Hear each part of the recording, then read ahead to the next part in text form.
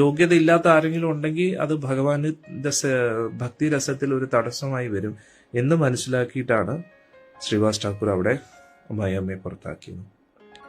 നമ്മൾ ഭഗവാന്റെ സേവനമൊക്കെ ചെയ്യുമ്പോൾ ഭഗവാനോടോ ഭക്തരോടോ അസൂയുള്ള ഒരു ജീവാത്മാവും അവിടെ ഉണ്ടായാൽ മതി, കംപ്ലീറ്റ് സേവനത്തിനെയും തടസ്സപ്പെടുത്തുക. അതായത് നമ്മുടെ ബന്ധുക്കളെല്ലാം കഴുത്തി പിടിച്ച് പുറത്താക്കണമെന്നല്ല,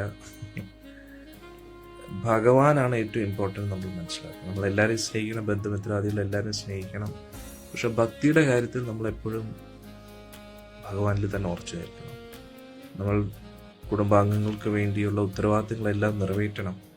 പക്ഷേ ഭക്തിക്ക് വിരോധമായിട്ട് ഒരു കാര്യം ചെയ്യാനും പാടില്ല. 4 യമനിയമങ്ങൾ തെറ്റിക്കാൻ പാടില്ല. അത് കുടുംബക്കാരോടുള്ള സ്നേഹത്തിൻ്റെ പേരിൽ. അത് സ്നേഹമല്ല, അത് അവരോട് ചെയ്യുന്ന ഏറ്റവും വലിയ ദ്രോഹമാണ്.